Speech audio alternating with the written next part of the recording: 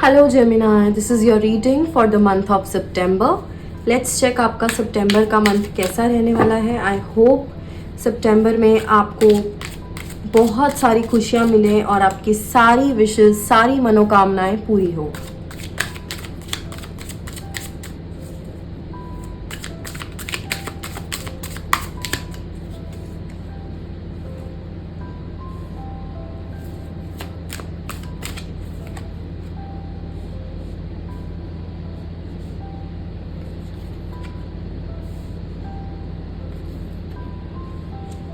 Oh my god, you've got the Master card.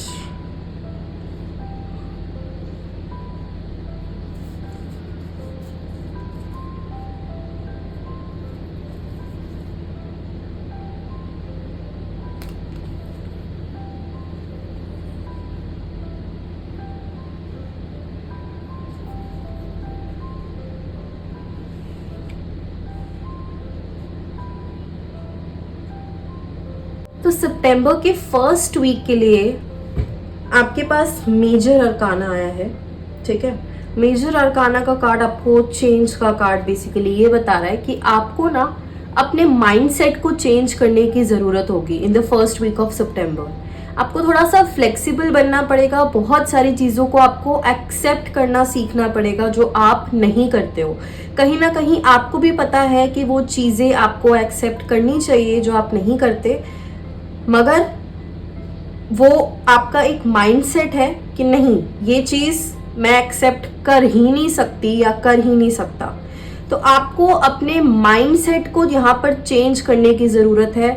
कुछ नई opportunities, आप अगर अपना माइंडसेट चेंज करते हो तो आप कुछ नई अपॉर्चुनिटीज़ को अपनी लाइफ में अट्रैक्ट कर पाओगे. सेकेंड वीक में आपके लिए आया है गिल्ट का कार्ड.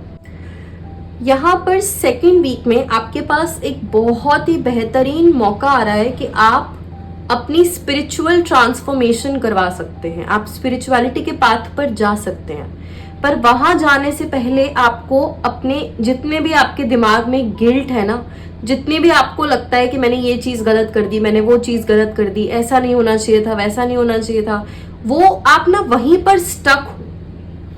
और यहीं पर दिक्कत आ रही है कि आप लोग वहीं पर स्टक हो और वहां से आप निकलना ही नहीं चाह रहे हो. जब तक आप यहां से नहीं निकलोगे तब तक आपकी स्पिरिचुअल ट्रांसफॉर्मेशन हो ही नहीं पाएगी.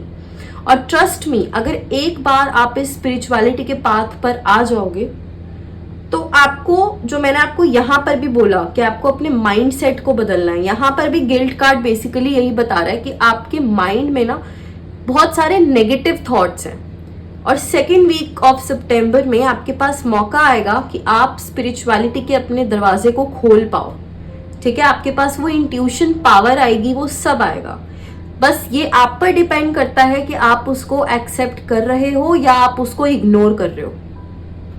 और वो एक्सेप्टेंस तभी होगी जब आप अपना ये लिमिटेड माइंडसेट, लिमिटेड जो बिलीफ सिस्टम है, इसको आप चेंज करो. आपके माइंड में जो भी अगर कोई गिल्ट आपको है कि मैंने कुछ गलत किया है, तो आप माफ़ी मांग लो. ठीक है, और अगर आपको लगता है कि किसी और इंसान ने कुछ बहुत गलत किया है और आप अपने दिमाग में उसी को लेकर चलते जा रहे हो, तो आपको उस इंसान को माफ़ करना है. जैसे ही आप अपने माइंड में खुद को फ्री कर दोगे ना, या तो माफी मांगकर या फिर माफ करके, तो आपके लिए ये स्पिरिचुअलिटी का रास्ता खुल जाएगा. और अगर आप इस पाथ पर चलने लगे तो फिर ये गिल्टी या कोई भी प्रॉब्लम, कोई भी नेगेटिव चीज आपको कभी अफेक्ट कर ही नहीं पाएगी. ठीक है, इसके बाद थर्ड वीक के लिए हमारे पास कार्ड आया है पोस्टपोनमेंट. दैट मीन्स आपका कोई ऐसा काम जो आप बहुत टाइम से वेट कर रहे हो कि ये काम बन जाए, वो काम पोस्टपोन हो सकता है. बट उसका यूनिवर्स से ये मैसेज आ रहा है कि वो काम लेट हो जाएगा, मगर वो जब काम बनेगा ना तो उसका जो रिजल्ट होगा वो बियॉन्ड इल्यूजन, मतलब आपने जो सोचा है ना उससे भी कई गुना ज्यादा आपको उसका रिजल्ट मिलने वाला है. ठीक है, उससे भी कई गुना अच्छा आपको मिलने वाला है. जो आपने सोचा है उससे कुछ बहुत ही बड़ा, बहुत बेहतरीन आपको मिलने वाला है. तो ये जो पोस्टपोनमेंट है, इसको आपको पॉजिटिव लेना है, इसको नेगेटिव नहीं लेना है. ठीक है, कोई चीज डिले जरूर हो रही है, मगर वो जो डिले हो रही है वो आपके अच्छे के लिए हो रही है।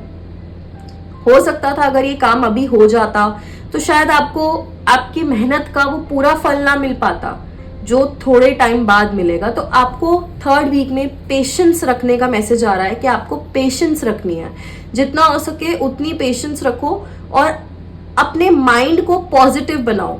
ठीक है, बुरा मत सोचो कि ऐसा हो गया, डिले हो गया, ये मत सोचो। ये सोचो कि जो भी होता है अच्छे के लिए होता है। भगवान सबके लिए सोचते हैं और उनको पता है किसके लिए क्या अच्छा है, तो वो आपको आपकी चीज उसी टाइम पर देंगे जिस टाइम पर वो चीज आपको आपके पास आनी चाहिए।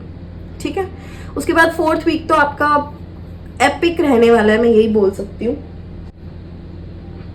4th वीक तक आप एक ऐसे एक्सपर्टीज के लेवल पर पहुंच जाओगे ना अपने करियर में कि you will be a completely transformed person.